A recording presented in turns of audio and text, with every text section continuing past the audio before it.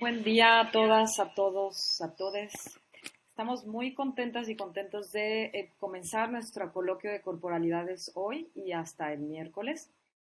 Tenemos algunos años trabajando ya en cuerpos y corporalidades y decidimos cambiar nuestro seminario al nombre de Seminario de Corporalidades o SEPCORP por el Seminario Permanente. Y en este seminario, digamos que básicamente hemos buscado pensar la incidencia que tiene el tiempo como factor contextual para abordar estas corporalidades.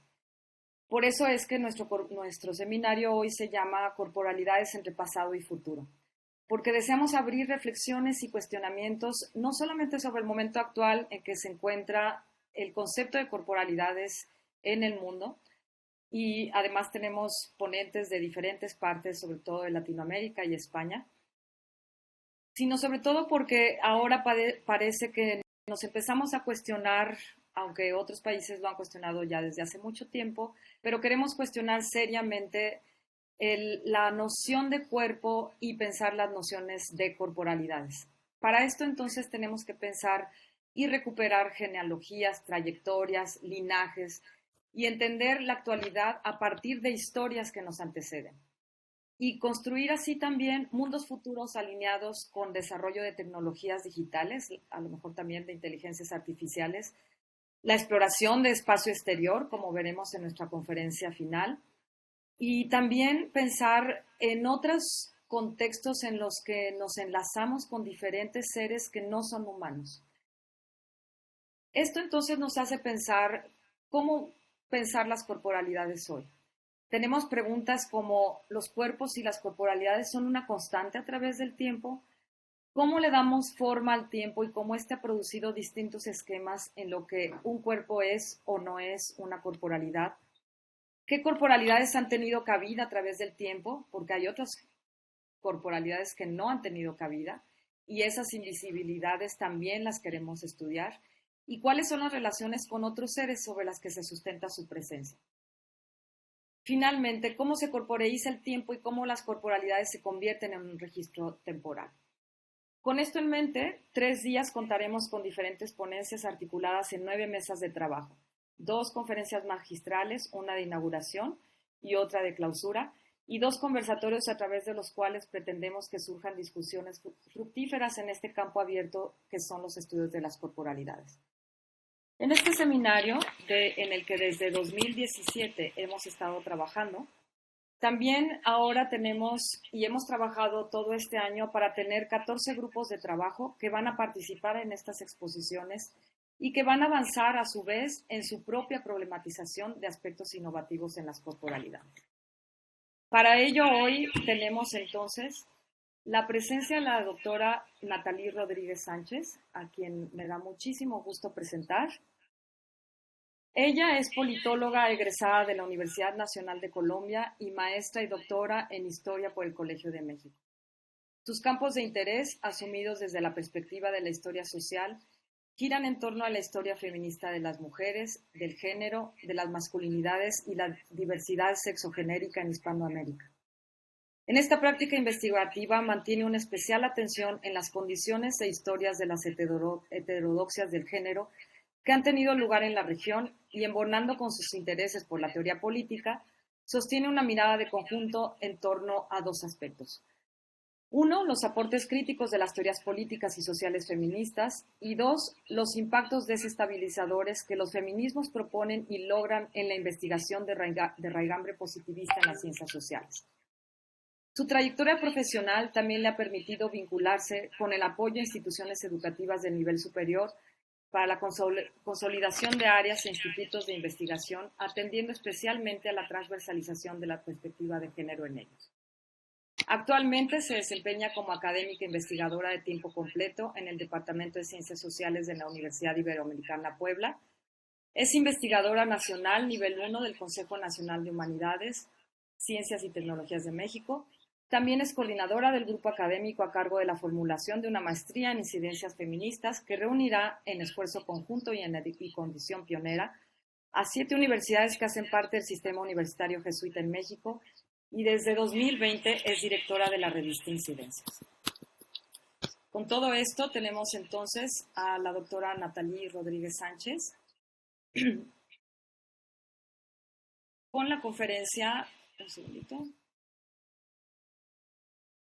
que además, como según ella misma nos platica, es producto de una nueva investigación que ella se encuentra realizando y se llama Juana Gutiérrez en Castigo del Silencio, cerca 1740-1810, reflexiones desde la microhistoria sobre cuerpos, corporalidades y poder en las resistencias al género. Muchísimas gracias, doctora Nathalie Rodríguez, que hoy nos acompañas. Nos da muchísimo gusto recibirte. Adelante. Muchísimas gracias, Alejandra. Y bueno, quiero empezar agradeciendo al Seminario Permanente de Corporalidades, que es sostenido con el apoyo del Centro de Investigaciones y Estudios Superiores en Antropología Social, Unidad Occidente, CIESAS Occidente de México, y la Universidad Distrital Francisco José de Caldas de Colombia. Me ha hecho el honor de invitarme a impartir esta conferencia inaugural del segundo coloquio Corporalidades, Pasado y Presente. En especial, agradezco a la doctora Alejandra Aguilar el contacto y trámite que ha hecho posible mi presencia con ustedes esta mañana para esta conferencia. Y bueno, antes de iniciar justamente con el texto que he preparado para ustedes, yo quiero compartirles algunos elementos de mis intereses investigativos que me parecen fundamentales para situar qué me propongo con los avances de investigación, como ya les decía hace un momento Alejandra, que hoy quiero compartirles. Fíjense, yo tengo una importante curiosidad, un gran interés por las relaciones de poder que emanan de la estructura de género. Me interesa saber cómo se estabiliza dominación, subordinación y reacción dentro de esas estructuras creadas culturalmente en el tiempo largo de la historia, un concepto al que volveré en mi conferencia, un préstamo de Fernand Braudel, que no estaba pensando en el género, pero que yo sí lo recupero para que pensemos el género. Y me interesa ver cómo esa estructura es sostenida por algunos individuos y cómo ayuda a sostener otras formas de diferenciación social en los colectivos en los cuales ésta se encuentre en circulación. Es decir, toda sociedad va a tener en circulación una estructura de género y me interesa ver quiénes son los dominantes, qué ganancias tienen y qué otros lugares de poder ayuda a reafirmar esta estructura. Pero también me interesa ver las resistencias que se le hacen, las oposiciones, las diferentes formas existentes con el transcurrir del tiempo. Me interesa ver, pues, poder y resistencias en la estructura de género.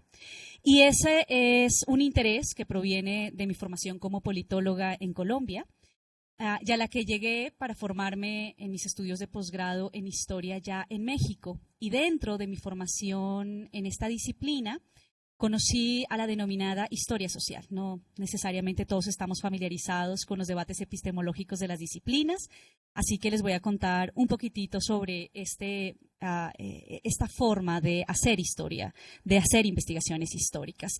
Hacia mediados del siglo XX, la década de los 50 finales, pero sobre todo hacia mediados de la década de 1960, en la historia existió un debate epistemológico sobre quiénes eran los sujetos y cuáles eran los métodos que se tenían que emplear para poder hacer investigaciones.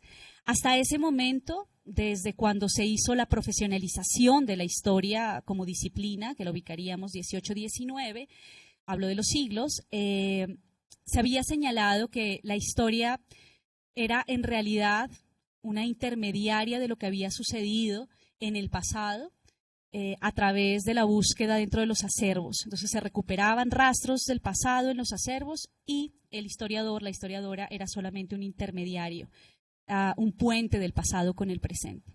No obstante, una serie de historiadores e historiadoras renovadoras de la disciplina marcaron que allí existía un sesgo, que lo que hasta ese momento se había trabajado era en realidad las huellas que quedaban consignadas dentro de los acervos de las instituciones oficiales, llámese en el antiguo régimen lo que había quedado del actuar de la monarquía y de los grupos que participaban en ese régimen, o ya a finales del 18, durante el 19 y lo que llevaban del 20, lo que quedaba consignado en las instituciones que permitían el funcionamiento de los estados-nación. y que por lo tanto además la historia como disciplina se había concentrado exclusivamente en los grupos que participaban en esas instituciones políticas, que evidentemente eran grupos de élite, los que habían ganado la guerra, los que tenían la mayor cantidad de recursos económicos concentrados, los que tenían capitales culturales, los que se encargaban de la dirección de las instituciones políticas, que siempre suponía ganar la lucha política y ocupar ese espacio de dirección colectiva. Así las cosas, marcaron estos colegas en el debate, la historia a la fecha solamente se había encargado de una pizca de la realidad, de una partecita a la que se refería a las instituciones políticas y en ella a los rastros que habían dejado las élites en el funcionamiento de esas instituciones, haciéndose cargo de esas instituciones. Surgió entonces la historia cultural por una parte, pero por otra la historia social, que es de la que les estoy comentando, que tuvo en principio como consigna de identificación que hacía la historia de la gente sin historia, y entonces empezaron a ocupar de la historia de los campesinos y campesinas, de los trabajadores manuales, de los obreros, de los sindicalizados, de los grupos políticos que siempre habían estado en oposición y que eran derrotados, de anarquistas, células del Partido Comunista, en fin, de todos aquellos que hasta ese momento no habían sido considerados en lo que Maquiavelo denominaría como la alta política, ¿verdad? Y un grupo de historiadoras, entre las que se encontraba, por ejemplo, Natalie Simon Davis, marcaron que en realidad solamente se estaban encargando de recuperar la historia masculina, también la historia de los varones pertenecientes a esos sectores sociales. O que si se recuperaba la de hombres y mujeres, se estaba construyendo una masa anónima en la que los rostros, las experiencias, las situaciones de poder por la que atravesaban las mujeres se perdían, se borraba vía anonimato. Surgió entonces la historia social de las mujeres, que fue la que yo llegué a conocer en mi formación de posgrado, pero en específico me interesó la historia feminista del género y de las mujeres. ¿Qué es la historia feminista del género y las mujeres? Pues una práctica dentro de la historia social que nos permite recuperar la presencia de las mujeres y de todos los individuos en cuanto a sujetos de género, pero haciendo un análisis de las relaciones de poder. Partiendo de la base que en la mayoría de las situaciones sociales en Occidente y en el otro Occidente creado por fruto del proceso de colonización, lo femenino y los cuerpos de las mujeres se encontrarían en condiciones de subordinación. Es decir, que gracias a esta historia feminista de las mujeres y del género logré conjuntar mis intereses por el análisis de las relaciones de poder que venían de mi regambre como politóloga y también esta búsqueda a la que llamaba la historia social de recuperar las voces de quienes no habían tenido hasta ese momento historia. Pero más en específico, yo he ido creando una línea de investigación que me permito denominarle historia feminista de las heterodoxias del género. ¿Y qué significa eso? En principio, al utilizar el término heterodoxia del género, estoy demarcando que las estructuras de género funcionan como delimitadoras de nuestra existencia, de nuestro sentir, de nuestra corporeidad, como una suerte de ortodoxia, como un asunto de dogma. De un dogma que delimita, de hecho, qué es lo humano, qué entiendo por comportamiento humano. De allí que sea tan potente para pensar procesos de dominación y procesos de subordinación. Y entonces, cuando me acerco a las heterodoxias del género, estoy hablando de sujetos que han ofrecido oposición y resistencias a esa suerte de dogma con la que se mueve el género dentro de nuestras sociedades. Y hablo de sujetos porque considero que es muy importante imaginar las formas en que se desempeñan las oposiciones y las resistencias en el pasado, que no necesariamente tienen las formas colectivas, masificadas, de declaración en el espacio público político con el que hoy en día entendemos las manifestaciones de la resistencia. Tal vez, como nos lo ha sugerido Chauncey en Gay New York, lo que nos encontramos son formas enmascaradas de vivir los deseos que se encuentran prohibidos. Y esa ya sería una forma estratégica de consumar resistencias. Así que, bueno, las heterodoxias se plantean como formas que van a contrarrestar esa dogmática que es el género y que supone una gran cantidad de actividades que tal vez no pensemos hoy en día como resistencias políticas, pero que tienen ese potencial si tenemos la habilidad de poderlo así analizar. Y me interesa todavía, obviamente, ver las situaciones de poder, porque comprendo que la estructura de género entrega espacios de mando a determinados individuos, dependiendo de las características que se encuentran supravaloradas en términos del género. Lo supravalorado masculino, las características que atamos a la masculinidad en Occidente, a la masculinidad hegemónica, dependiendo del espacio en el cual estemos trabajando. Pero también entiendo que los sujetos que hacen oposición, que se podrían ubicar dentro de las heterodoxias del género, resultan fundamentales para la reproducción del propio sistema. El escarmiento es un elemento fundamental, digamos, para el disciplinamiento del resto del colectivo que se encuentra interpelado por una estructura del género. En algunos casos las resistencias son exitosas, pero en muchos más, me atrevo a decir, no lo son. Y esto tiene que ver con las posibilidades que tiene el sistema de género para reacomodarse y, por lo tanto, seguir ofreciendo el lugar de poder a aquellos que han gozado de los privilegios gracias a esa estructura. El reacomodo puede significar reacción y una reacción muy violenta.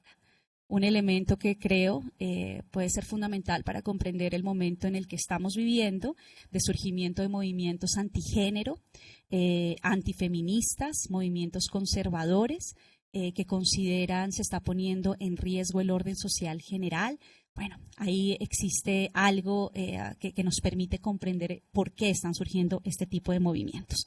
Y por vía de hacer un aporte en la historia feminista de las heterodoxias del género, pues me he concentrado en un momento en analizar y reconstruir la historia, la geografía de la sociabilidad homoerótica masculina en Ciudad de México entre la posrevolución y la segunda posguerra, pero también me ha interesado ver la experiencia vital de mujeres fuera de lugar.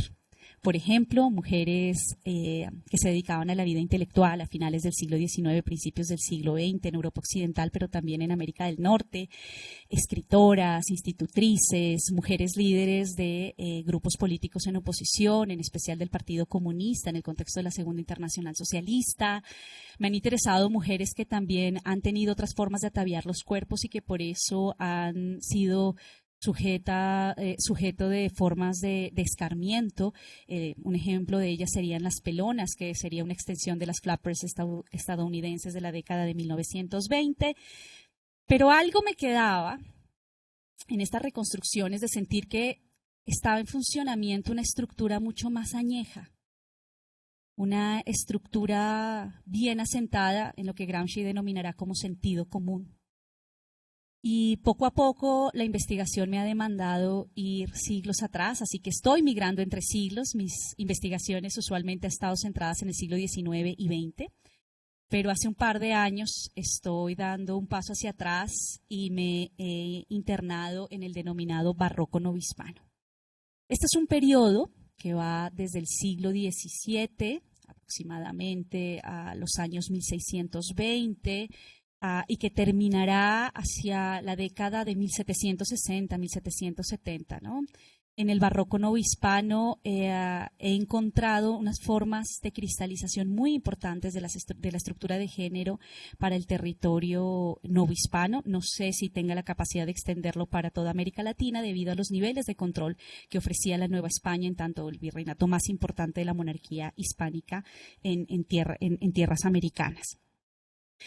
Así que bueno, lo que les voy a presentar el día de hoy es un avance de investigación que estaría en los contornos de esta línea de investigación de la historia feminista de las heterodoxias del género y además centrada en el barroco novohispano. Pero un detalle más, en mis investigaciones he trabajado con los aprendizajes que nos dejó la microhistoria italiana, en especial con la práctica investigativa de seguir el rastro a la que nos enseñó Carlo Ginzburg, porque creo que los historiadores, las historiadoras tenemos la dificultad de ir al pasado en la reconstrucción, porque a diferencia, por ejemplo, de mis colegas antropólogos, antropólogas del CIESAS y de otros lugares que hoy se conectan, o los politólogos o las sociólogas, no tenemos la posibilidad de constatar el significado dado por los sujetos dentro de las acciones que nosotros estamos reconstruyendo. No puedo ir a verificar mis hipótesis. Es decir, la única fórmula que tengo es creer en el rastro que ha dejado. Y a través de la microhistoria aprendimos que tal vez la mejor fórmula para deambular entre la oscuridad del pasado sea tomar a un sujeto como una especie de brújula, yo le denomino protagonista brújula, porque nos permite ir hacia las décadas, hacia los siglos pasados y explorar todo el contexto que él estaba creando y que él mismo estaba reproduciendo o en algunos momentos también oponiéndose. La microhistoria muestra a los sujetos que son tomados como brújula, como producto de los diferentes planos de la sociabilidad, y se hace cargo de, a través de estos individuos, reconstruir contextos complejos para la comprensión de lo que estaba sucediendo en el momento de vida de nuestro protagonista. Y entonces este ha sido mi hilo, este ha sido mi guía para las diferentes investigaciones que he emprendido, porque además, en algunas de ellas, por ejemplo, con la historia de la sociabilidad homoerótica masculina, pues tienes una mala noticia de arranque, como una suerte de mal agüero en la cual te dicen no vas a poder reconstruir mucho porque no dejaron huella. Pues a través de protagonistas brújulas sí que se puede reconstruir de forma además muy robusta las sociabilidades de sujetos que se atrevieron a romper con las normas.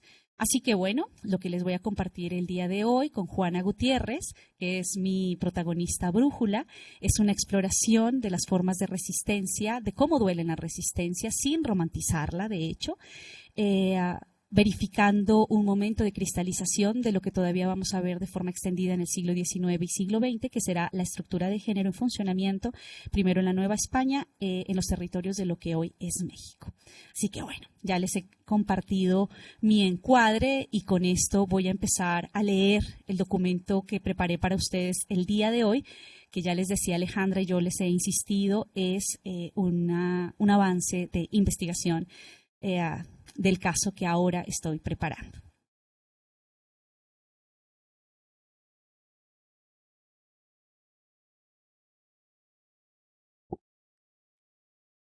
El 19 de noviembre de 1809, la priora del convento de Santa Catalina de Siena en la ciudad de la Puebla de Los Ángeles comunicó al obispo Manuel Ignacio González del Campillo el estado vulnerable, quebrantado en el que se encontraba una religiosa, la Madre Gutiérrez. Abro comillas. Esta se mantiene con su santo hábito desde el día 11 de agosto último en que se lo vestí. Sigue en su recogimiento y constante en la resolución de no hacer curso alguno para su secularización. Pero los largos y mortales disgustos que le han acarreado sus pasados excesos acaso le han perturbado el cerebro, de modo que muchos ratos está casi demente.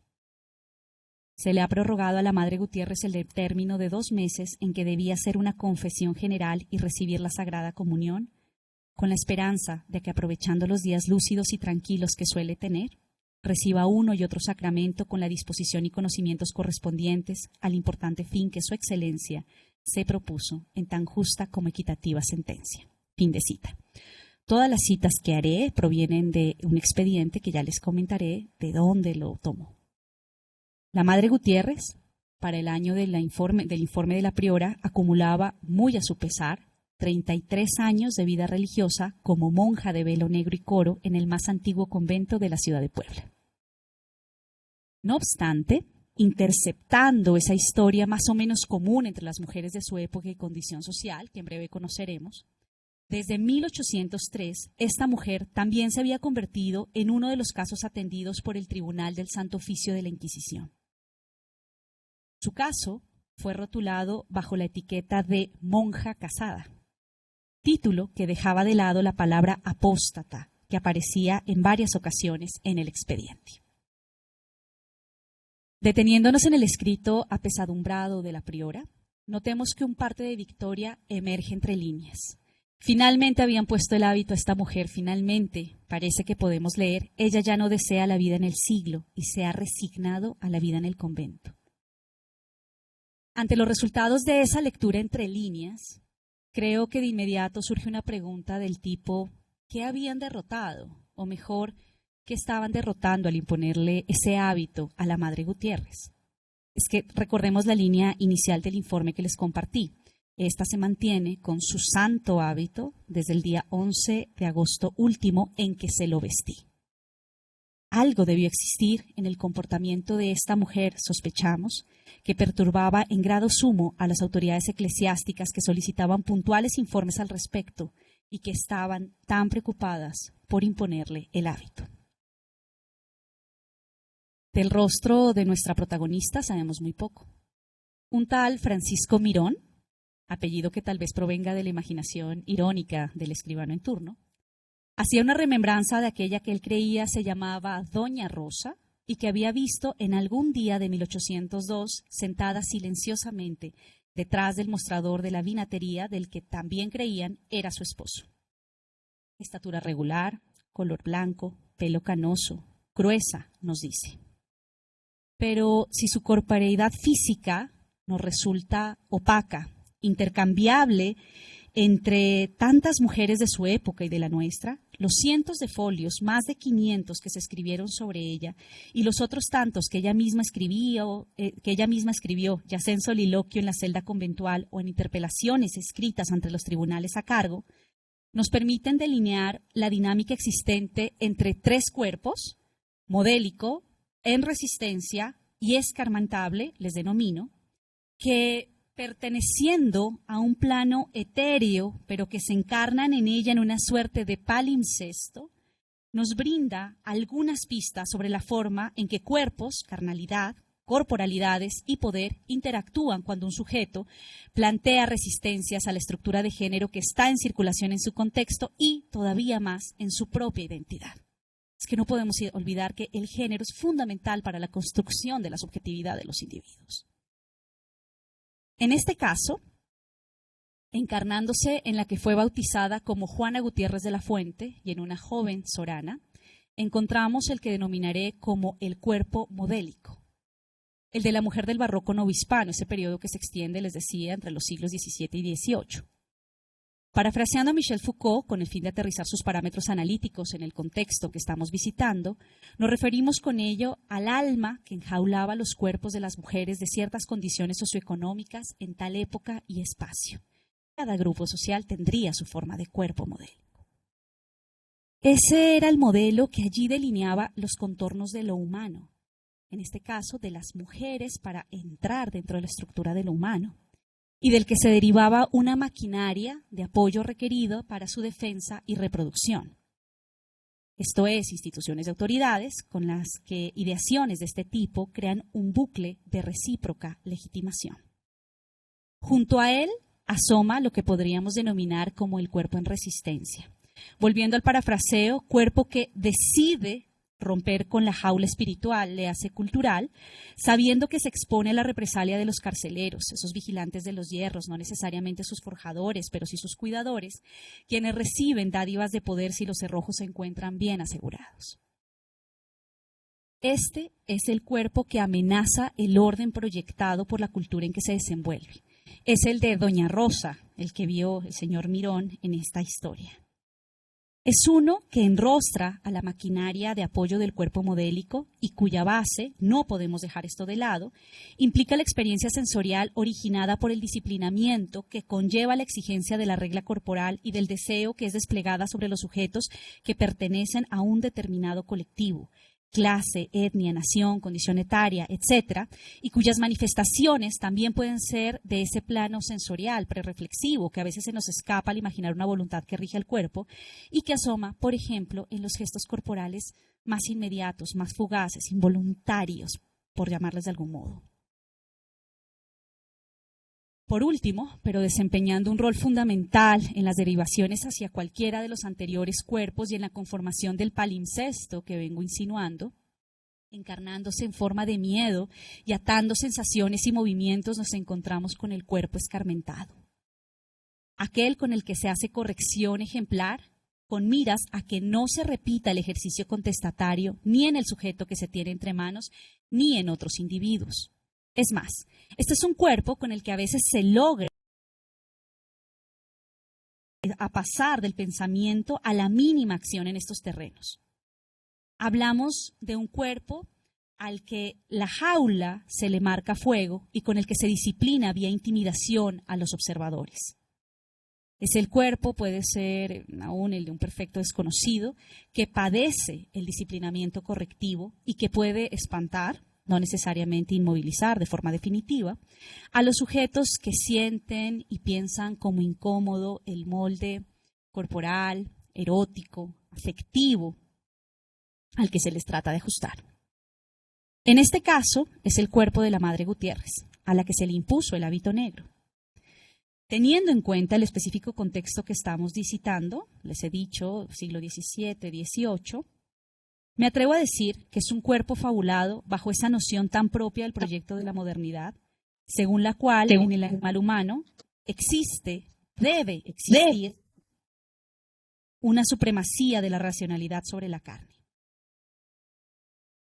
El cuerpo escarmentado es la cristalización desgarrada, sufriente, quiero decir, de exigir que en uso de la razón el sujeto pliegue deseo y cuerpo a la regla natural, signo con el que se esconde lo que en verdad es cincelado culturalmente para definirlo como humano y entregarle determinados lugares de poder o de dominación o subordinación. Como habrán visto, estoy jugando con 3 nombres para referirme a la misma persona, mi protagonista brújula. La estoy fragmentando, haciendo alusión a esa concepción Foucaultiana en la que después ahondó Dennis Riley y que retoma Judith Butler, según la cual los humanos somos seres susceptibles, vulnerables a ciertos nombres. Ciertamente, en tanto seres desproveídos de sentido último, somos afectados por sustantivos que funcionan como categorías que dotan de significados, expectativas y límites a nuestra existencia. Joan Scott también menciona el efecto de las palabras sobre nuestra identidad. La palabra mujer, la palabra varón serían categorías delimitantes de acciones y rebosantes, dice ella, porque muchas actitudes, muchos sujetos quedarían fuera de la categoría creada para un espacio en específico. Así que cada nombre, Juana Sorana, Doña Rosa, Madre Gutiérrez, me permitirá guiarnos en lo que considero aparición en esta historia de cada uno de los cuerpos sobre los que antes les he comentado una suerte de conceptualización. 3 cuerpos diferentes de un solo orden de género verdadero, propongo para que estemos atentas, se transparentan en los sujetos que hacen una apuesta heterodoxa frente al orden de género conformando un palimpsesto corpóreo.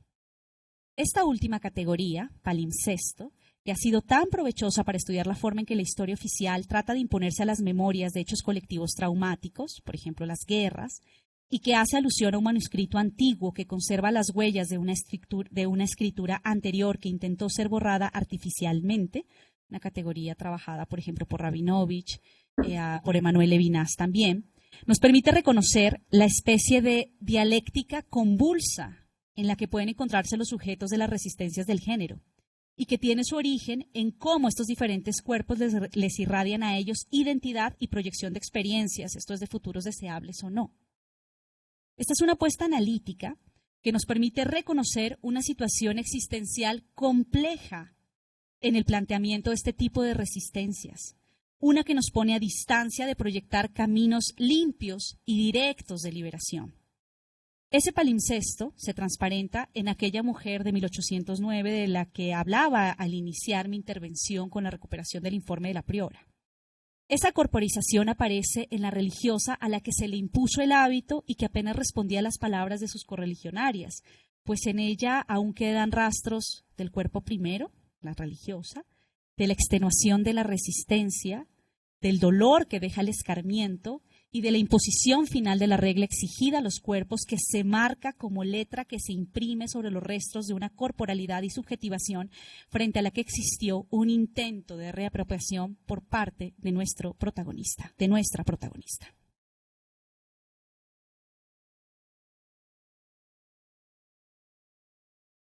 Para ver las dinámicas de estos 3 cuerpos y la conformación del palimpsesto corpóreo en quienes cavilan, se animan o ejercen resistencias al género, en la historia de nuestra protagonista brújula quisiera que prestáramos especial atención al cuerpo en resistencia, observando sus expresiones, así como el significado de los retos propuestos y los riesgos que derivados de ellos debía afrontar.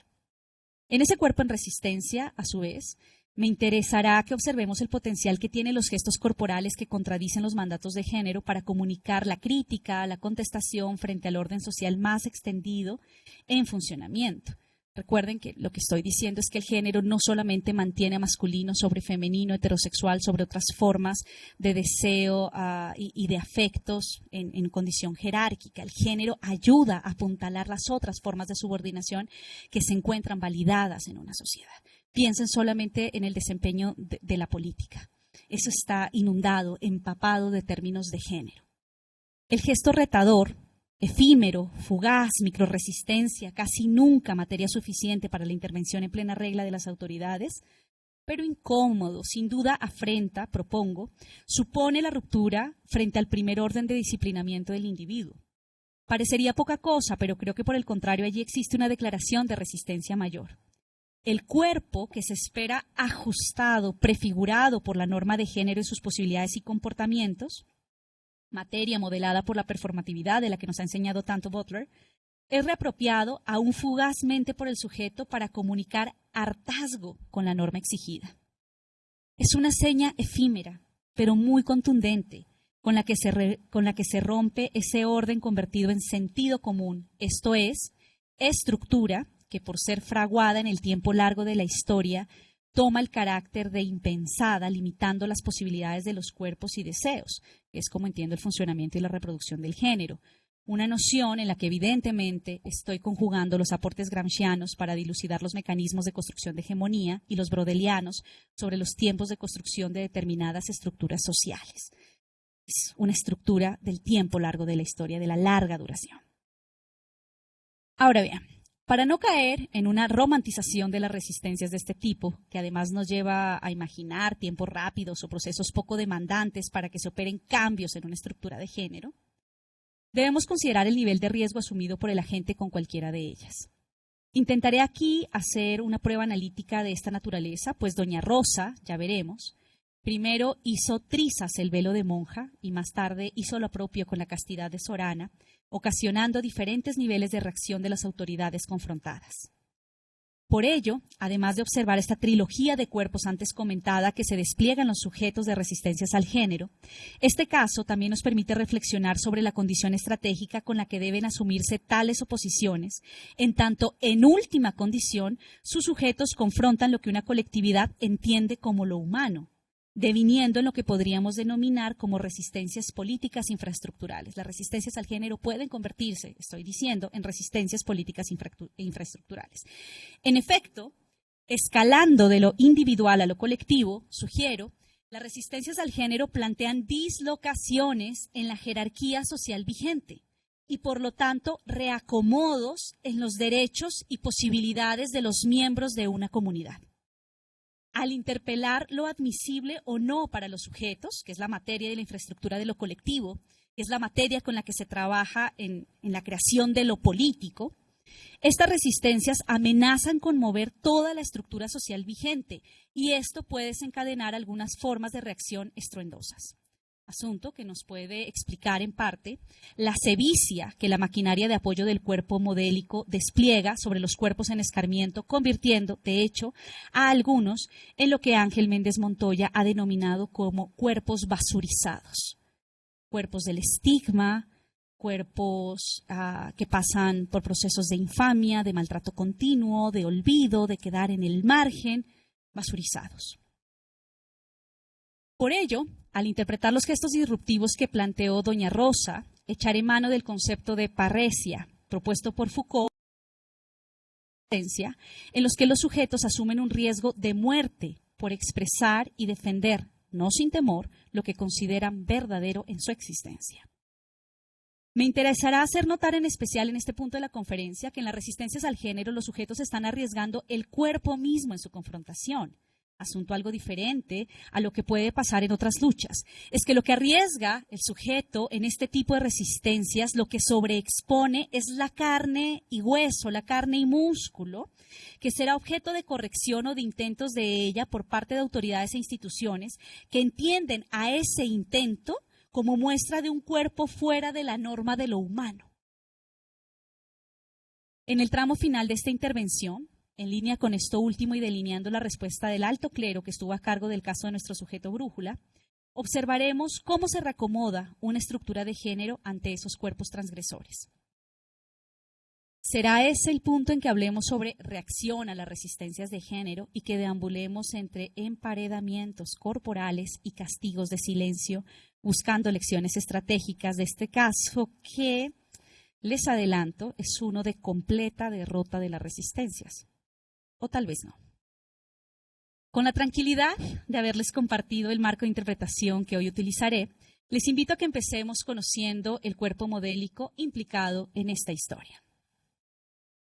Para captarlo en sus meandros, ubiquémonos a mediados del siglo XVIII, década 1740, en el pueblo de Neblina, que siempre ha sido Zacatlán de las Manzanas, un territorio ubicado en la Sierra Norte del estado de Puebla, en lo que serían en ese entonces unas 12 horas de camino en carruaje hasta la ciudad de Puebla. Para mis compatriotas colombianos, una zona cercana a la cordillera. En ese lugar nació doña Juana Gutiérrez de la Fuente, el 30 de noviembre de 1749. Como se registró en el archivo parroquial de esa localidad, Juana era legítima del matrimonio bien establecido desde 1740 entre Miguel Gutiérrez, un viudo, y Ana María González, quienes afirmaban ser descendientes de españoles, mestizos para ser más exactos, y cristianos viejos. Eran gente de la plaza, como llamaban en ese pueblo a los habitantes de más holgada situación económica que vivían en el centro, situación ventajosa, proveniente en este caso del nombramiento de don Miguel como encargado de la factoría de tabacos de Zacatlán. Además, eran vecinos reconocidos como muy piadosos en la parroquia de San Pedro, cosa verificada con la sostenida participación del padre en la cofradía de Nuestra Señora del Rosario y por la vida religiosa de notoria perfección de Juana Josefa del Señor San Miguel, la mayor de los 4 hijos de ese matrimonio. La hija, que había sido religiosa, llegó al punto en que recibió una especie de condecoración por su vida entregada a Cristo. La nombraron Rosa de Puebla. Desde que Juana cumplió los 25 años, bueno, y antes de eso, para quienes no conocen Puebla, es una zona con muy importante presencia de la Iglesia Católica, que estuvo en disputa con Ciudad de México por ser el lugar de la presencia de esa institución, con muchas iglesias, el lugar en donde se fundaron muchos de los más importantes conventos para mujeres venidas de España con sus familias o las que nacían en este territorio convirtiéndose pues en criollas, pero que se quería mantuvieran determinado nivel de honor. Pues hasta la fecha es de hecho un territorio atravesado por la cultura influenciada por la Iglesia Católica. Pues bien, desde que Juana cumplió los 25 años, su madre inició una verdadera secuencia de ruegos y presiones, que a veces terminaban en días de cama o en súplicas de rodillas, para que la hija menor tomara los hábitos, o al menos para que entrara un año como de beata. Cuando las mujeres de determinadas clases sociales no podían pagar la dote que se necesitaba para ingresar a los conventos, pero tampoco eran casaderas o ya no se habían casado definitivamente, tomaban un hábito y vivían en condiciones de pobreza, de oración perpetua, pero no dentro de un convento ni con la guía de un confesor. Eran las denominadas beatas, que fueron perseguidas en varias ocasiones por el Tribunal de la Inquisición al considerarlas herejes, porque iban en contra del dogma de la Iglesia Católica, porque muchas veces lograban muy buenas condiciones de apoyo social en los pueblos en los que ellas se desempeñaban o en las que iban caminando por destino, digamos, de lo que ellas consideraban una especie de evangelización, pero casi siempre hacían era más bien culto. Entonces la madre de Juana le aconseja o que vaya al convento o que entre un año como de beata.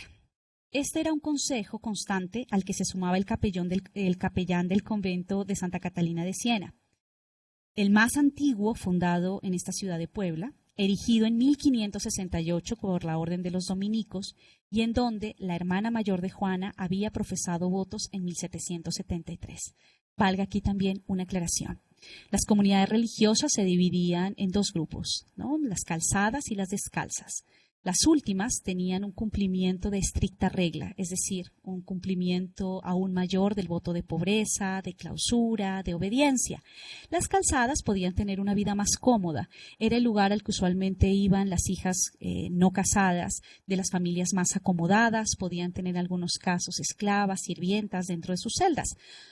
Un ejemplo común para que lo ubiquemos sería un convento de Calzadas en el cual tuvo vida religiosa Sor Juana Inés de la Cruz. Bien se transparenta en esa súplica familiar lo dicho por el historiador Manuel Ramos en torno a que, comillas, el estigma de la soltería, conjuntamente con el concepto de honor de esa época, se cicatrizaba en un lugar para la mujer en la Nueva España, el convento.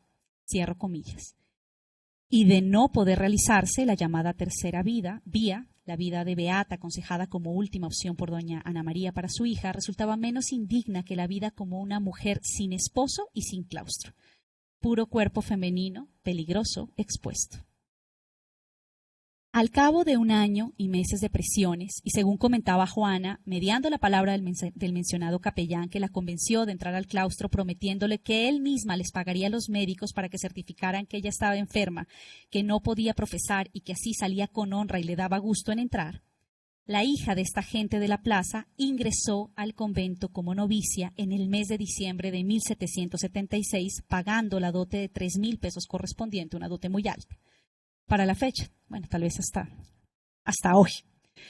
Siguiendo el camino y tiempos definidos por la regla y constituciones del convento, en 12 de febrero de 1778, Juana hizo la profesión de fe como religiosa y 3 días después recibió el hábito como monja de velo negro y coro en ese convento de Calzadas.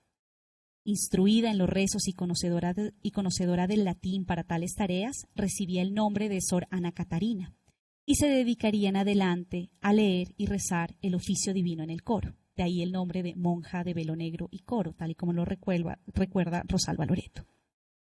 Juana tenía 27 años cuando ingresó al convento y fue monja profesa, sorana, rayando los 30. Dato no menor en esta historia si tenemos en cuenta las expectativas que se mantenían para la época para una mujer de su calidad. Los 25 años, nos ha dicho Pilar Gonzalvo, sería la edad máxima aceptable en ese siglo para que una mujer de calidad contrajera matrimonio. Y anoten el concepto, el sustantivo, mujer de calidad. Vistos estos contornos socioeconómicos, se deduce fácilmente que sobre Juana recaían las exigencias de género proyectadas sobre aquellos que ocupaban los más altos escaños en la sociedad estamental que era la novohispana. En efecto, siendo parte de una familia criolla fuertemente blanqueada, sobre su cuerpo operaban los requisitos de quienes seguían el honor como parámetro de organización social y que entonces reclamaban un tratamiento preferente como recompensa por el cumplimiento de determinados mandatos.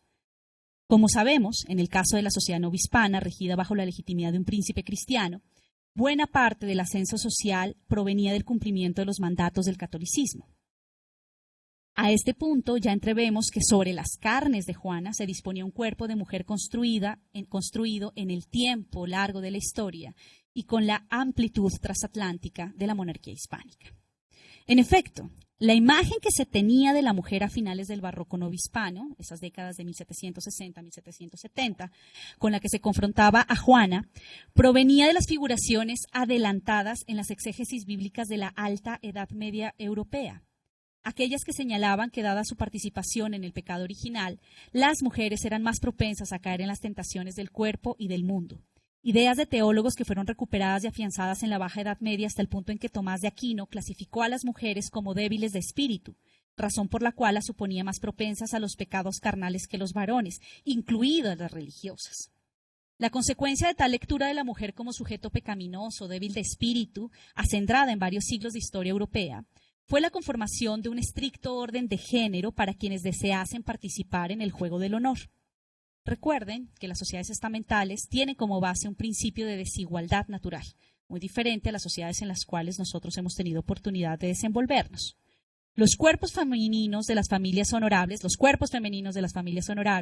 debían mantenerse vigilados para que su debilidad no tentara a los varones y no desintegrara a la sociedad vía desvanecimiento de líneas sanguíneas de los cristianos viejos, poniendo hijos ilegítimos, o impúdica anarquía que destruyera buenos lazos matrimoniales, por ejemplo.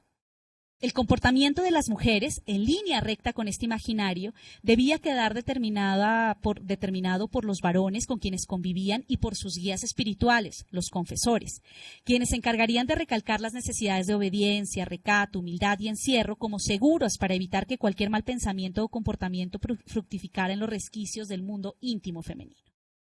El Concilio de Trento, en tanto respuesta a la Reforma Protestante, que entre otras cosas criticó la relajación de la vida monástica, llamaría a una más estricta observación de la lucha contra la concupiscencia, que ya sabemos en la lógica de la argumentación rastreada y confundiendo objeto de deseo masculino con pecado, como nos ha dicho Adelina Sarrión, suponía mayores cuidados sobre los cuerpos de las mujeres. Las murallas entre las que debían estar las mujeres honradas, que eran parte de familias honorables, debían fortalecerse. Comprobamos una vez más por esta vía aquella premisa de Joan Kelly Gadol que señalaba que el proceso liberador con el que suele verse al Renacimiento y a la modernidad tiene sus limitaciones, serias limitaciones para las mujeres. Las mujeres pertenecientes a familias honorables dentro de la sociedad estamental atravesada por el hecho colonial, retomando la declaración y citación hecha por la filósofa Denise Riley, no tendrían el derecho a estar solas. En este imaginario creado en el largo tiempo de la historia, que aquí me he permitido resumirles con algunas pinceladas y que se asentaba en los siglos XVII y XVIII, las mujeres necesitaban de un cuidador que disciplinara su débil autocontención. Atando su condición social a este robusto imaginario de siglos que se concretaba en una casa de gente honorable de Zacatlán, entendemos por qué, al no contraer matrimonio en los tiempos estipulados, Juana fue constreñida por madre y confesor para ser monja de la más alta condición, la que correspondía a una orden monacal de calzadas. Sorana se nos figura así como un cuerpo delimitado por las exigencias establecidas para una mujer de la calidad de Juana, delimitación en la que la deshonra familiar gravitaba como referente disciplinario. El cuerpo de esta mujer sería entonces objeto de observación del cumplimiento de ciertos gestos, de determinadas formas de ataviarse, de ciertas funciones, pues unas y otras pueden entenderse como una especie de envoltura que comunicaba determinado rol y estatus en la sociabilidad. Vestir el hábito de monja, mostrar actitud, si no sumisa, receptiva ante los ruegos de madre y capellán, serían muestras de una mujer honrada perteneciente a las élites blanqueadas novohispanas. Ahora bien, ¿qué significaría en el plano identitario de Juana no cumplir con estos destinos del cuerpo modélico? Negarse a cumplir con las expectativas de matrimonio de claustro era renunciar a la élite a la que ella pertenecía. Suponía no incluirse en su colectivo, evitar identificarse como una marginada, anómala, sospechosa del motivo de sus comportamientos, quedar sin anclaje aún en la lectura de la comunidad más amplia. El miedo a ese exilio identitario y al estigma nos explicarían por qué Juana aceptó entrar al convento pese a su inicial desacuerdo. El cuerpo modélico ganaba hasta aquí la partida.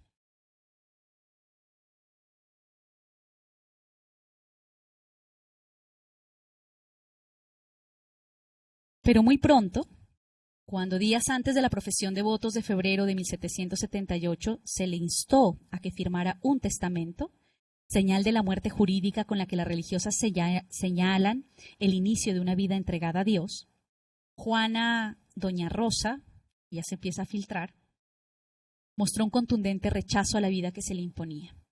Dijo que no firmaría ese documento, pues señaló, abro comillas, solo lo hacen los que conocen su muerte y se conforman, pero a mí me matan, cierro comillas. A partir de ese momento y hasta 1807, fíjense, desde 1778 hasta 1807, ella adelantó múltiples resistencias frente al cuerpo de Sorana que se le había impuesto. Tantos que fueron cientos los folios, ya les decía, y buena parte de ellos de descripción minuciosa de sus acciones, los que sumó el Santo Oficio al tomar el caso entre manos. En la inmersión que sigue del cuerpo en resistencia de esta mujer, por una parte, quiero hacer notar que la contestación al género puede implicar acciones de diferente calibre de interpelación y con ello diferentes niveles de riesgos en los que es el cuerpo el que se expone directamente, y por otra, que tal repertorio puede estar atravesada por una ambivalencia entre seguimiento a lo instituido y resistencia de parte del actor, una actitud relacionada con el papel primordial que, ya les he dicho antes, no podemos olvidar, tiene el género en la subjetivación misma del individuo. Pues bien, decía que esta mujer tuvo un repertorio de resistencias al género pues manifestó lo que ella denominaba como repudio a la vida de monja, empleando desde insolencias cotidianas, actos simbólicos bien situados en el contexto cultural que desafiaba, movilización de influencias y finalmente desafíos a las bases doctrinales de la vida monástica, quebrantando los votos de clausura y castidad. Recuperaré por cuestiones de tiempo solo algunos de sus actos aquí. Según dijeron varias de sus correligionarias, Sorana solía verse apesadumbrada e incómoda desde el mismo día en que tomó los votos. Además de llorar y renegar de la clausura con frecuencia, se negaba a usar el hábito. Prefería ponerse camisa de seglar. Cuando se lo imponía, hacía flecos las faldas, negándose a llevarlo, llamando al velo además jáquima, aludiendo a ese cordel que atraviesa la cabeza de los caballos para atarlos y controlarlos. Se oponía a cortarse el cabello, al punto de llegar a tener una larga trenza, y además no utilizaba el velo, y no mantenía la intención de una vida de pobreza. Hacía rosarios y bolsas de evangelios para la venta y cosía ropa para obtener dinero, aunque no se sabía en qué lo disponía. Después les contaré mi hipótesis sobre el destino de esos recursos. Estamos aquí ante gestos de inconformidad primaria, podemos clasificarlos, aún controlables vía disciplinamiento de las autoridades más cercanas. Aunque no me puedo detener en ello, quiero resaltar en todo caso que cada uno de esos gestos revelan el reconocimiento por parte de Juana, por parte de doña Rosa, del significado sociocultural entregado a las formas de ataviar o disponer el cuerpo de las religiosas en el barroco novohispano. El repudio escalaba una mayor transgresión al orden existente cuando, por ejemplo, el día de su profesión de fe pidió a la maestra de novicias que no repicaran las campanas para que no existieran más excomulgados en la ciudad por fruto de una vida religiosa de artificio. O, en mayor afrenta, cuando después de recibir, como todas las demás monjas de parte de otra profesa, un anillo con la inscripción en latín Christi Sum, se lo entregó a la Madre Micaela del Corazón de Jesús, diciéndole: yo no ando con mentiras, yo no soy esposa de Cristo. Notemos que la inconformidad de doña Rosa empezaba a retar a las autoridades que le habían puesto en el convento y ya no a quienes le dirigían dentro de él. No era una molestia solamente para la priora. Es que reclamando autonomía y denunciando entre dientes su sometimiento, contradecía a sus padres, al confesor y al cuerpo modélico de la mujer del barroco, que era sostenido por los anteriores y en especial por los discursos teológicos y por sus autoridades. Hablo de varones sacerdotes. Este tipo de gestos mostraría una contrafabulación simbólica de las columnas ideológicas que sostenían al orden en esa sociedad y asumía entonces un mayor riesgo porque de hecho daba la espalda a la condición de sagrada esposa, ese Christi Sum, que debía ser cuidada por los hombres religiosos y entre murallas. Pero siguiendo esta historia, no creamos en todo caso que el aumento en la transgresión al género contenida en los gestos funciona en acumulación lineal. Y fíjense aquí cómo empezamos a ver apariciones del palimpsesto corpóreo.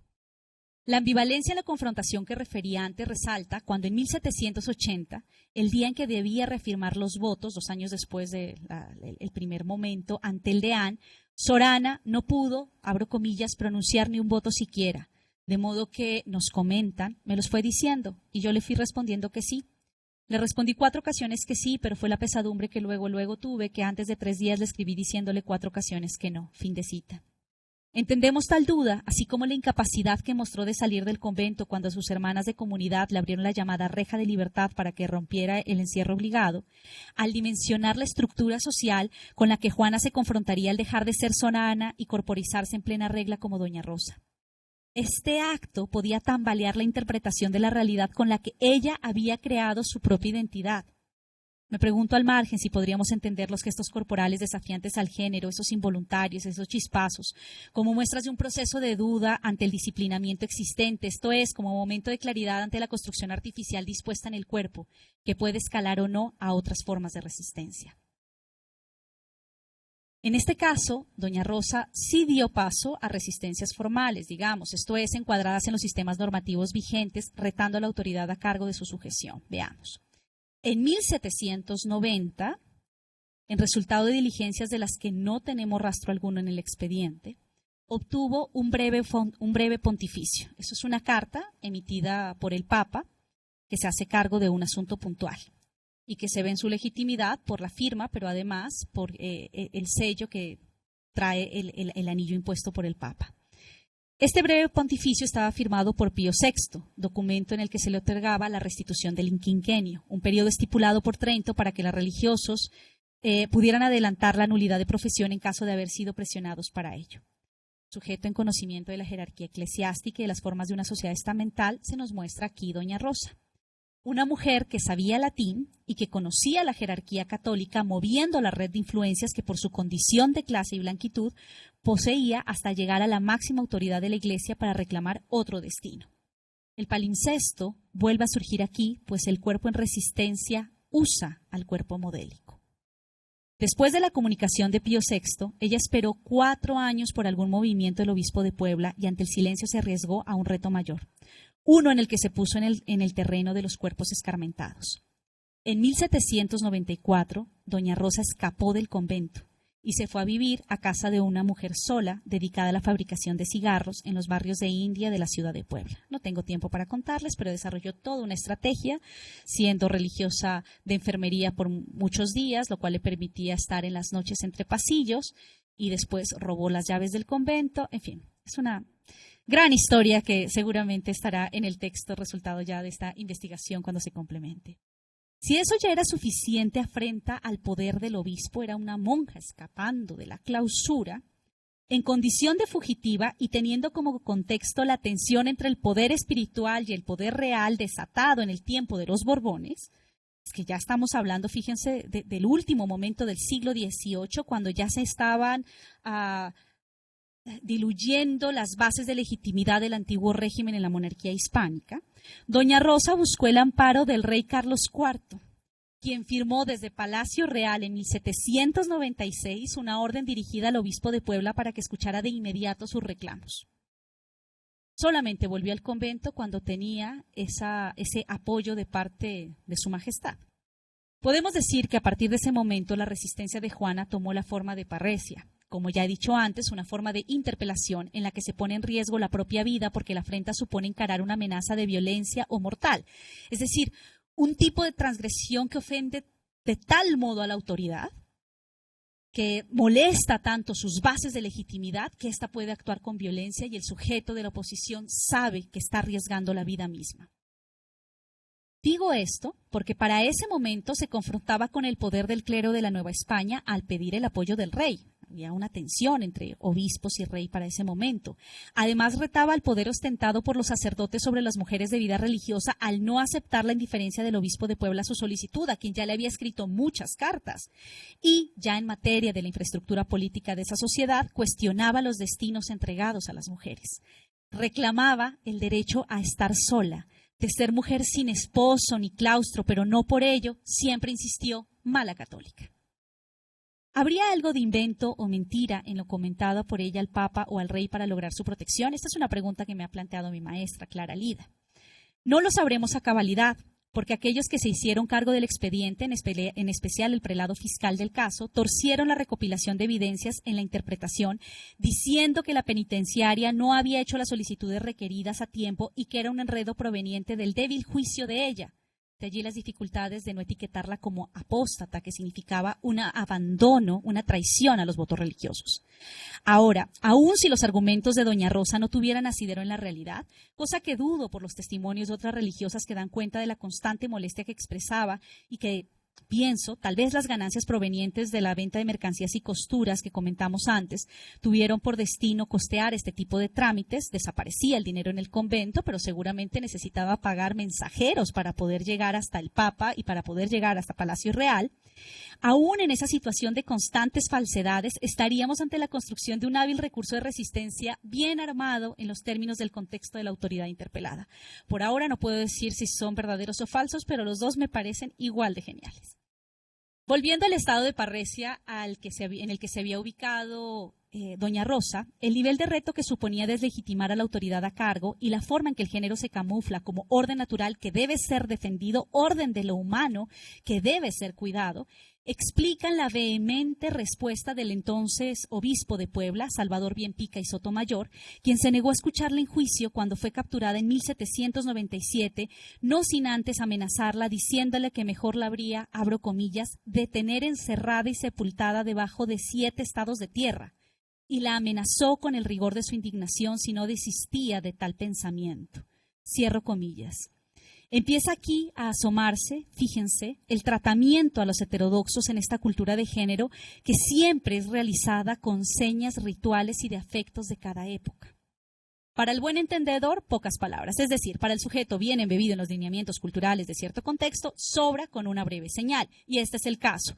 Pues el obispo estaba amenazando a doña Rosa con la práctica del emparedamiento, un encierro usualmente de por vida dentro de los muros de un convento, con el cual se castigaba a algunos herejes, que era un castigo usado con alguna recurrencia en la Puebla de Los Ángeles novohispana. Pero ante el anuncio del rigor de lo que sería en realidad un segundo emparedamiento, esto si tenemos en cuenta que la entrada al convento de forma tan coercitiva sería una primera ubicación entre murallas, doña Rosa se dispuso a la mayor transgresión, romper nuevamente el voto de clausura y sumar la ruptura del voto de castidad.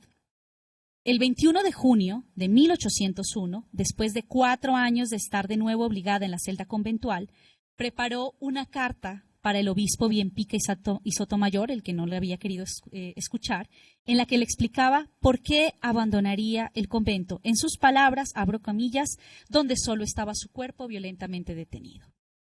Conjugando frases que interpelan a su interlocutor, anunciando las cuentas que él daría ante Dios, porque recuerden, ella nunca dijo que era una mala católica, escribió, y noten por favor los nuevos asomos del palimpsesto corpóreo aquí. Me voy. Ya basta de obedecer sin tener obligación alguna, pues como anda la cabeza, andan los pies. Vuestra Ilustrísima no obedece al Santísimo Padre, al Sumo Pontífice, ni a nuestro católico monarca, ni yo quiero obedecer contra mi alma a Vuestra Ilustrísima, puesto que no tengo obligación porque nunca he sido monja, ni lo soy, ni lo quiero ser, y esto mismo he dicho a Vuestra Ilustrísima otras ocasiones, y ahora se lo digo 1, 2 y 3 ocasiones, y en esto me ratifico, y lo mismo diré a la hora de mi muerte. Vuestra Ilustrísima no me busque, porque yo solo en pedazos, hecha cuartos, volveré a entrar en el encierro de la Puebla.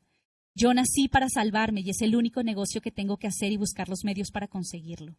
Si muero entre monjas me parece imposible salvarme y así salgo de aquí para no morir como he vivido entre ellas. Para no morir como he vivido entre ellas.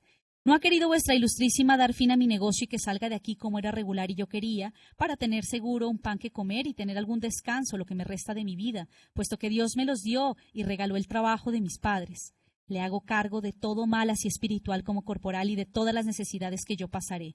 Dios guarde a Vuestra Ilustrísima y lo alumbre, para que cumpla con las altísimas obligaciones y que sea un verdadero pastor de las almas y ovejas de su rebaño. Cierro comillas con ese comentario irónico de nuestra protagonista. Doña Rosa escondió esa misiva por 2 meses, hasta que consumó una segunda fuga el 25 de agosto de 1801. Y en línea con el reto que ya estaba dibujando y un movimiento estratégico de resistencia que pondría a las autoridades eclesiásticas en aprietos para concebirla como religiosa, el 30 de octubre contrajo matrimonio con un hombre unos 11 años menor que ella, que la había visitado en las últimas semanas en el locutorio del convento. Ahora sabemos, planeando el escape. El matrimonio tuvo lugar en la parroquia de Santa Catarina Virgen y Mártir, una parroquia céntrica y de españoles en la Ciudad de México, en la que ninguno tenía práctica religiosa como era exigido, pero claro, los contrayentes perjuraron que sí lo eran ante el sacerdote, así como juraron que eran verdaderos los testigos falsos que presentaron. La pareja pasó a tener vida de matrimonio atendiendo una vinatería, esa en la que asistía Francisco Mirón, que mudaban de cuando en cuando entre espacios populares y viviendo en una accesoria en la calle de las Moras. Pero no nos confundamos pensando que era un extravío amoroso el que impulsaba a doña Rosa en esta unión. Sería tremendo horror pensar así este acto después de 2 fugas y 25 años de desafíos como los que aquí hemos visitado. Este era más bien el acto con el que ella esperaba ya no fuera posible enclaustrarla de nueva cuenta en el cuerpo modélico al haber roto la promesa de castidad contraída directamente con Cristo al momento de tomar votos. Al casarse y tener vida de matrimonio ya no iban a poder decir que era un cuerpo consagrado a la vida religiosa. Apostó en ese último tramo a convertirse en ese sujeto que es, para recuperar las palabras de Rosario Castellanos, todo pecado, que es la infracción de las reglas. Apostó a ser en pleno una hereje, una heterodoxa del género con la que se confrontaría también, tal vez principalmente, a la dogmática católica que se negaba a liberarla de su condición de mujer religiosa. Doña Rosa había roto literal y simbólicamente el emparedamiento primigenio y el segundo de castigo silenciador vía amenaza con el cuerpo escarmentado. Pero aquellos que se habían negado a escucharla en sus súplicas la recapturaron el 27 de agosto de 1803. Y en correspondencia al reto que les había planteado, dispondrían sobre ella todo el disciplinamiento permitido por el núcleo de la cultura de género de la Nueva España, al ser ubicada como sujeto abyecto, y entonces viable de ser usada como cuerpo escarmentable para la propia reproducción del orden de género y de la estructura social que sobre él se ensamblaba. En efecto, desde 1803, la Madre Gutiérrez permaneció en ese encierro que reseñaba al abrir esta conferencia, y en torno suyo, pero sin hablarle directamente, se vertió la reiteración de la cultura de género constituida en medio de las necesidades de control poblacional de un régimen colonial.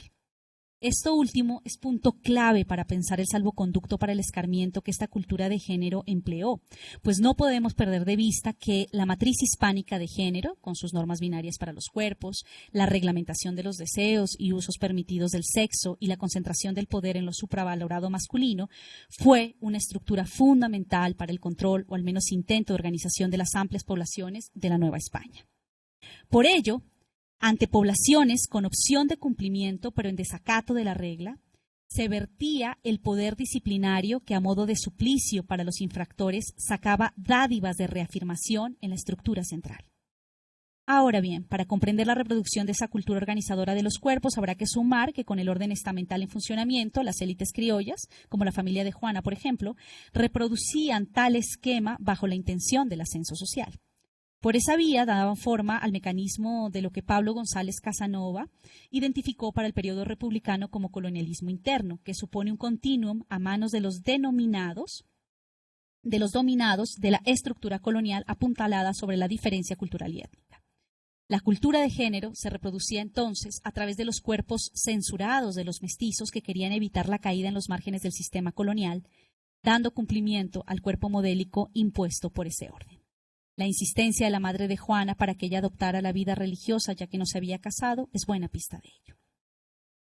Por último, en esta aproximación al cuerpo escarmentado, quiero hacer notar que el discurso del catolicismo era un respaldo vertebrador de esa interpretación de los cuerpos y deseos bien cimentados para tiempo de nuestra protagonista, y que en él prevalecía una formulación androcéntrica y patriarcal.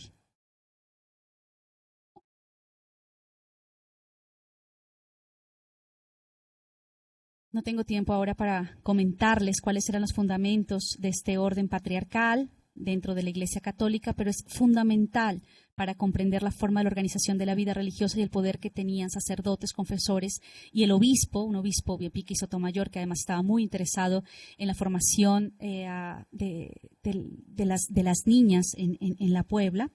Pero lo que diré es que eran los varones quienes mejores dádivas recibían de la cultura de género en funcionamiento, convirtiéndose por ende en principales actores del disciplinamiento de los cuerpos basurizados de los heterodoxos del género y más de las heterodoxas del género.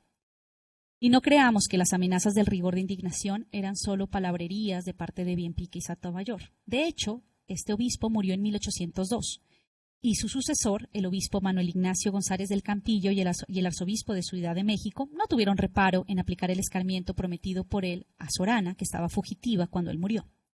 En una carta escrita varios años después de la segunda captura, el tercer enclaustramiento que tuvo lugar en 1803, una agotada doña Rosa, Madre Gutiérrez, denuncia la situación en la que se habían mantenido en que la habían mantenido en un convento en la Ciudad de México. Le pide a don Manuel Ignacio González del Campillo que él ya le dé fin a su causa y le comenta que desde entonces, desde el año 1803, la tienen en el convento de la Concepción, abro comillas, encerrada en un cuarto a media luz, sola, careciendo de todo bien espiritual y temporal, sin oír misa ni recibir los santos sacramentos ni acción alguna de cristiana, sin recibir aire ni sol, ni ningún elemento de los que Dios creó para vivificar los cuerpos, descalza y en cueros, traspasada del frío. Y le añade, y así, puesto que vuestra ilustrísima es causa de mi padecer tan raro y prolongado, de justicia le pido que envuelta de correo mande por mí sin la menor detención, porque ya me falta el esfuerzo por tanto padecer. Sobra decir que este es un caso anómalo, en tanto la rea investigada por la Inquisición no fue llevada a sus cárceles, como debió ser el procedimiento.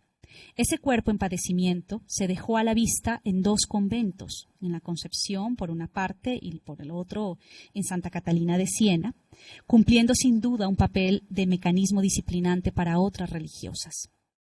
Pese a la exigencia realizada aún en los términos de una creyente, el destino de escarmiento dispuesto sobre doña Rosa no cambiaría. De hecho, finalizaría con la captura de la palabra, lo que llamo castigo de silencio, de la Madre Gutiérrez, que ya era puro cuerpo escarmentado y modelador final de este palimpsesto corpóreo. En la sentencia final emitida en septiembre de 1806, la Comisión de Hombres de Fe que convocó el nuevo obispo González del Campillo para tratar el caso señaló como castigo para ello, primero, la reclusión en el convento poblano que tanto odiaba. Segundo, el alejamiento de todo posible acceso que tuviera el claustro con el exterior. Y tercero, y abro comillas, mantenerla privada finalmente, no solo en estos 8 años siguientes, sino también en todos los de su vida, de voz activa y pasiva. Fin de cita. La escarmentaban imponiéndole el cuerpo modélico, lo que permitía a sus juzgadores mantener el orden androcéntrico de la hierocracia católica. La reprendían por usar fuera de los rezos, el oficio divino, el conocimiento estratégico que tenía como mujer de su calidad, lo cual les ayudaría a reafirmar los riesgos de acercar a las mujeres a la educación, aún a las de mejor calidad, y empleaban el castigo ritual como medio eficaz para desalentar resistencias dentro y fuera del claustro al orden de género existente. Con semejantes resultados, ya vemos por qué Juana Sorana no tomó rápido el camino de la reja de libertad cuando se le ofrecieron, y viendo estas ganancias simbólicamente,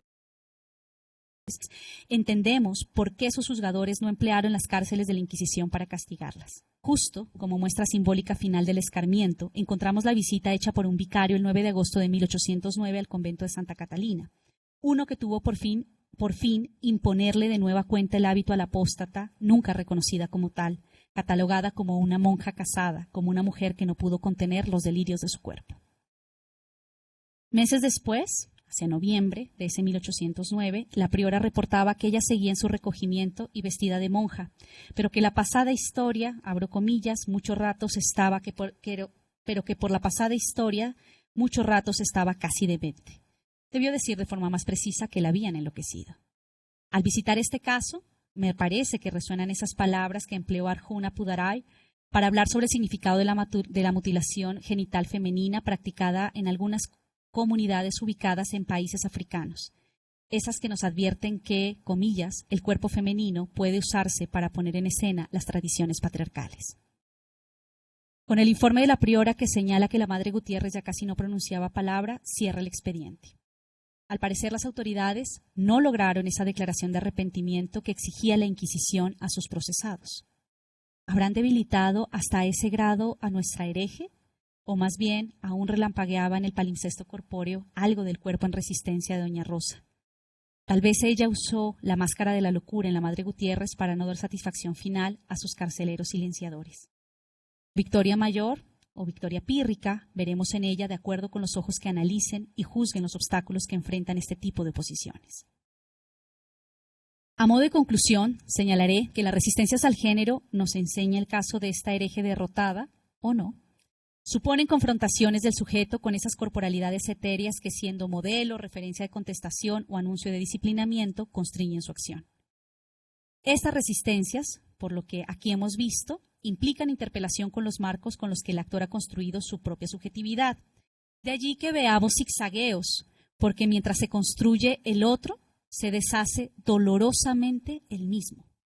Y segundo, suponen distintos niveles de riesgos que nos dejan preguntas abiertas sobre cuál es más efectiva para cambiar el ensamble existente pero sin que suponga sobreexponer al sujeto, sobre cómo se constituye el andamiaje ideológico que habilita el castigo frente a los cuerpos rebeldes y sobre cómo se da el proceso de cambio en una cultura de género. Esto último pensando en quienes abrieron camino arriesgando el cuerpo. ¿Será que siempre es una lucha que se brinda hacia el futuro y no el presente de estos opositores? De fondo queda la pregunta sobre qué motivó a esta mujer, como a otros heterodoxos del género, a desplegar semejante repertorio de resistencias cuando sabemos que por sus funciones de orden en el terreno del género solo se anuncian callejones y salidas. Se está confrontando con la noción de lo humano un opositor al género. Les decía al iniciar mi intervención que este es solo un avance de investigación, pues Creo que Juana Gutiérrez merece un estudio a profundidad de su personalidad y motivantes, uno que la saque por fin de la catalogación que hicieron de ella las autoridades eclesiásticas y también en la que podrían caer algunos ojos contemporáneos que le juzgaron o pueden juzgarla como mujer delirante, como cuerpo confundido, extraviada y no como un sujeto en resistencia. Un sujeto en resistencia aún en el silencio habilitado audazmente en medio de una posible locura teatralizada. Muchas gracias. Excelente, muchísimas gracias, Natalie. Y qué interesante. No sé si alguien aquí tiene preguntas. Yo tengo algunos comentarios antes de irnos a las mesas. Eh, si me permites, Natalie, creo que hay mala conexión de tu red ahorita, pero para que logres escucharme.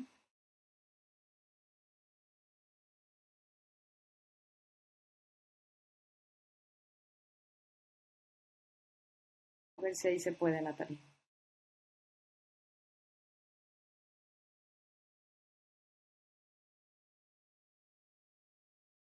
Si alguna de ustedes quiere o alguno de ustedes quiere comentar, adelante. Eh, a las 12 vamos a volver a empezar con las mesas y se pueden empezar a conectar desde 11:30 los organizadores de las mesas para que puedan tener a su moderador técnico y puedan hablar con él o ella y puedan ponerse de acuerdo para las presentaciones. Perdemos un segundito porque estoy segura que Natalie va a volver a conectarse. Qué bueno que se fue justo ahorita. Logró terminar.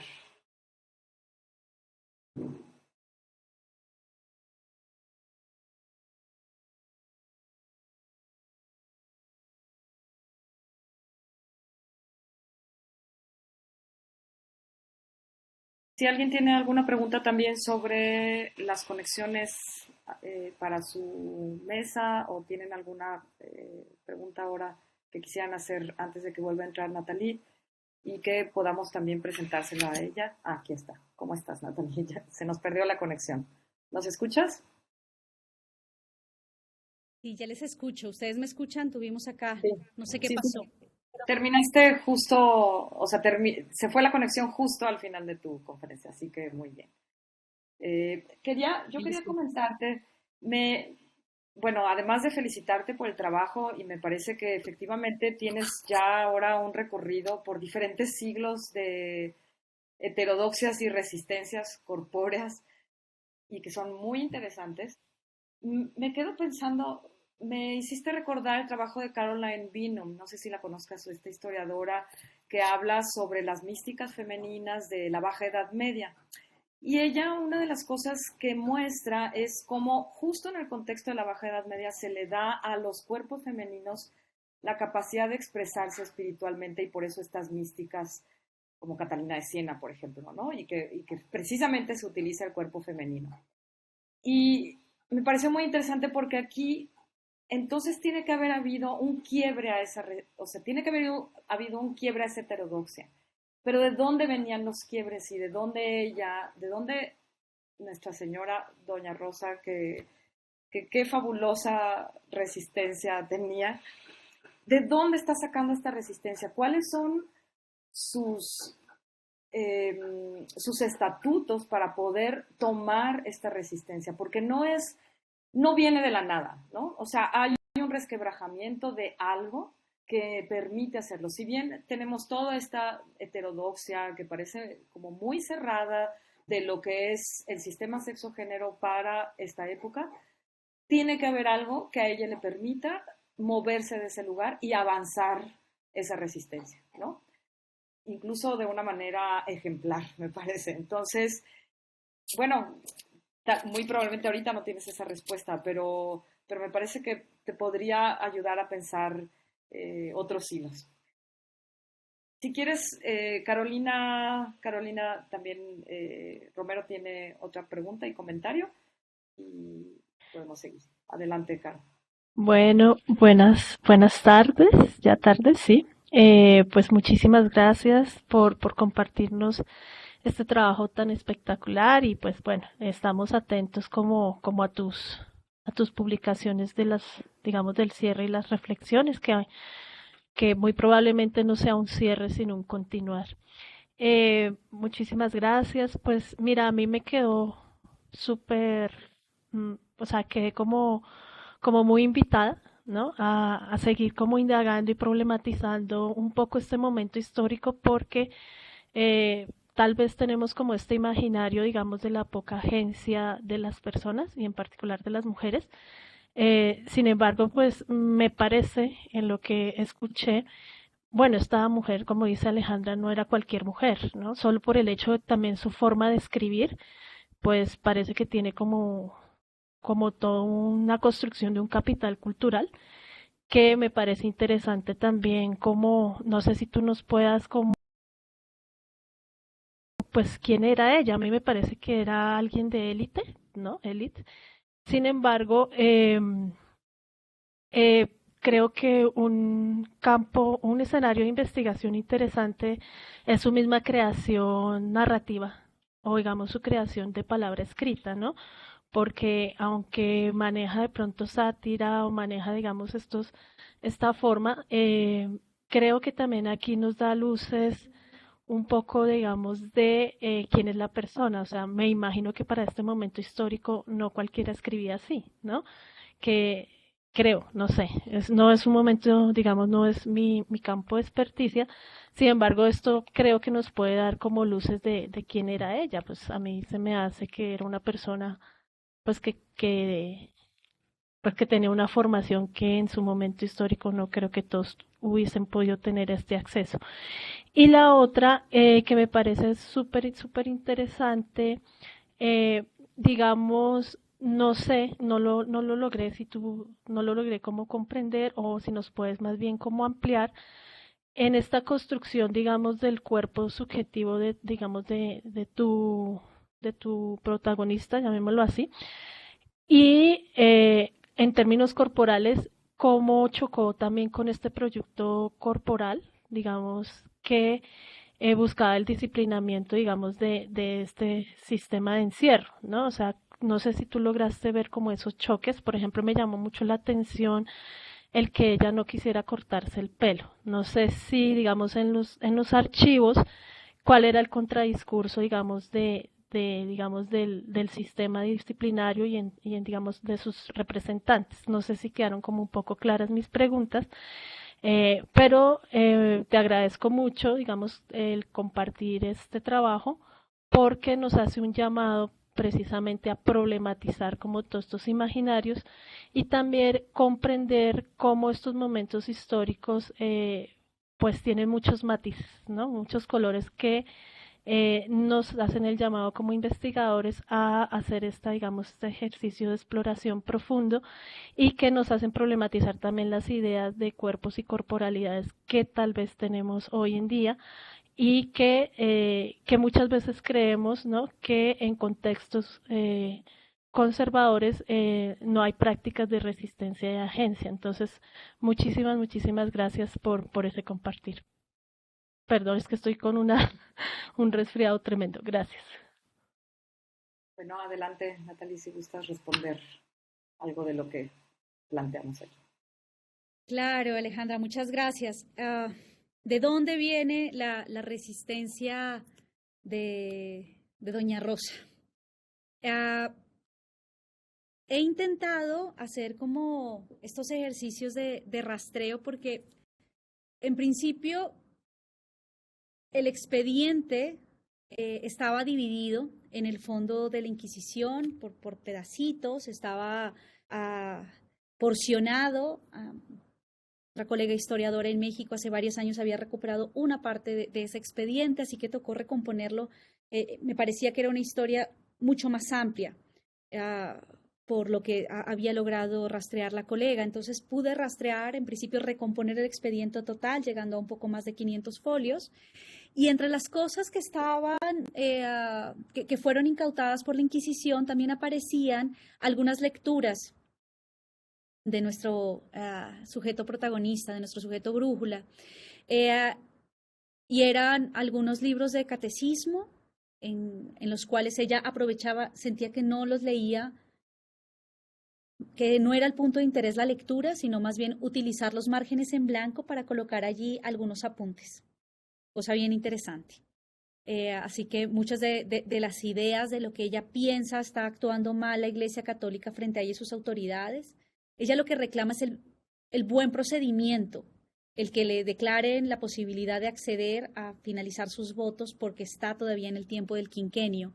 No está en contra del poder como tal de los sacerdotes, ni de la figura del Papa, ni de la figura del rey. Lo que ella pide es buen tratamiento dentro de las formas existentes para las personas de vida religiosa en ese momento. Así que pareciera que una parte de sus conocimientos provienen de la misma educación que recibió para poderse ordenar como religiosa. Es, digamos, una forma de torcer el conocimiento que se tiene para este caso de oposición. Por otra parte, respondiendo también a lo que comentaba Carolina, evidentemente ella viene de una familia de élite. Una familia de élite, Zacatlán de las Manzanas es un pueblito todavía. Aquellos que estén en México, que conozcan Puebla, es un pueblo precioso, pero pequeñito. Y ella, gracias a los recursos de su padre, sí que recibe una muy buena educación de calidad. Pude rastrear a la familia dentro del archivo parroquial muy bien conservado de ese pueblo y me doy cuenta de la situación socioeconómica que mantenía la familia. La hermana también, por eso tiene tan buena condición de la hermana, gracias a los archivos que tienen algunos de los historiadores del pueblo, es que logro encontrarla como Rosa de Puebla, y ella escribe algunas cartas que muestra que efectivamente han tenido profesores particulares, profesoras particulares, seguramente. No cita ella a autores o autoras de la época que le estén inspirando en esas resistencias, respondiendo también a lo que comenta Carolina en torno a sus propias narrativas. Ella continuamente a lo que recurre es al conocimiento que tiene desde su formación como religiosa. No he podido encontrar otros libros que haya confiscado la Inquisición, pero será un asunto que me llevo ahora que tendré oportunidad, además de visitar el archivo del convento de Santa Catalina de Siena, cosa que será importante. Otra cosa para hablar sobre de dónde provienen estas resistencias que están en el contexto, que ahora obviamente tenía muchas cosas que contarles y traté de contenerme en lo que les quería compartir porque me emociona mucho este caso. Y es que en las últimas décadas del siglo XVIII existían varios levantamientos, bueno, se reportaron varios levantamientos en los conventos de monjas de Puebla, porque estaban en contra de una vida de pobreza, porque la Iglesia Católica estaba teniendo menos recursos y les estaba también entregando menos recursos a ellas. Uno de los obispos que va a tener que controlar esos levantamientos es Bienpique y Sotomayor y el otro es González del Campillo. No hay un levantamiento de este tipo en Santa Catalina de Siena. Hay un trabajo precioso sobre las monjas rebeldes de Puebla, que es de ese momento de exigencia de mantenerlas en muy buenas condiciones de vida en comunidad. Pero me atrevo a hipotetizar a un nivel como de una imaginación explicativa de las resistencias de Doña Rosa, que puedan provenir de ahí algunos de los ahíncos, al menos de los impulsos para la propia resistencia. Así que por ahí, por ahora, pienso los insumos para sus resistencias. Ahora, con Carolina, sobre cómo tradujo el sistema de género y sobre todo la hierocracia, es decir, las autoridades de la Iglesia Católica, la hierocracia masculina, las exigencias de Doña Rosa, la declaran una loca, en principio. Es decir, lo que hacen es deslegitimar su nivel de resistencia. De ahí que haya insistido en que no la declaran como una apóstata. Quiero revisar otros casos de mujeres que hicieron ejercicios de resistencia similar desde la vida religiosa para ver si este fue como una línea de trabajo común que adelantó la Inquisición. Pienso en los trabajos, por ejemplo, de Ginsburg, en torno a la brujería en el siglo XVII, en una cierta parte en el siglo XVI y XVII, en cierta parte de lo que hoy es Italia, y pienso también en el trabajo de Federici en La Casa de Brujas, en las que encuentran en que existía un interés en ese caso de desplazamiento de los territorios ubicadas por las mujeres que eran declaradas como brujas. Ellas, en este caso, evidentemente no la están declarando como bruja, no la están declarando como hereje, pero me interesaría ver otros casos para ver si era una línea de comportamiento común de los inquisidores. La declaran como una mujer loca, lo cual le desvirtúa en sus resistencias, pero también en cierto punto el fiscal del caso, que es un hombre que se dedica a hacer una pormenorizada reconstrucción visceral del caso, o sea, destila odio, veneno en toda la descripción de por qué ella tiene que devolverse al copento, de por qué no puede acceder al quinquenio. Desconoce las cartas que han llegado desde Roma y desde Madrid, pero sí las consideran después. El obispo se da cuenta que el breve pontificio trae el anillo del pescador, lo cual significa que sí viene de las manos de Pío VI. Le dice este fiscal en un momento que ella está llena del carácter viril que no le corresponde a su sexo. Es decir, como si la posibilidad de oposición fuese esperada en varones. Cosa también interesante de poder hacer un análisis comparativo del tratamiento dado a religiosos que trataban de abandonar sus votos para esta época.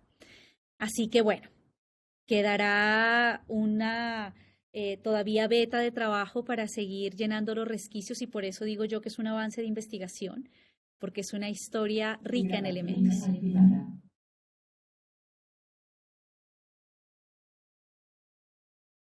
Voy a hablar desde aquí. Muchísimas gracias, Natalie, porque parece ser que... Muchísimas gracias. Creo que tenemos una muy buena base para comenzar los trabajos. Esta manera de posicionar en la historia diferentes corporalidades, sus resistencias, cómo se modelan y cómo son escarmentadas. Me parece que estos tres elementos nos pueden dar mucho para hablar sobre nuestras propias corporalidades que estudiamos, ¿no? Y en los trabajos que siguen. Entonces, pues te invitamos también a seguirlos y vamos a estar en contacto. De nuevo te agradecemos muchísimo desde el Seminario de Corporalidades, que una disculpa, aquí andamos la mayoría de los coordinadores, pero está Daniel Vázquez, Carolina Romero, que fue quien te preguntó, Luz Nereida Pérez Prado y Tania Aguilar. Entonces, muchas gracias y, por supuesto, Daniel Vázquez, que no sé si anda ahorita por aquí, pero Daniel Vázquez y yo estamos organizando el conjunto de las mesas y, bueno, damos por inaugurado el seminario y el coloquio de corporalidades hoy. Los felicito a todos y vamos a comenzar nuestros trabajos. Muchas gracias, Natalie. Estamos en contacto. Muchas gracias, Alejandra. Hasta luego.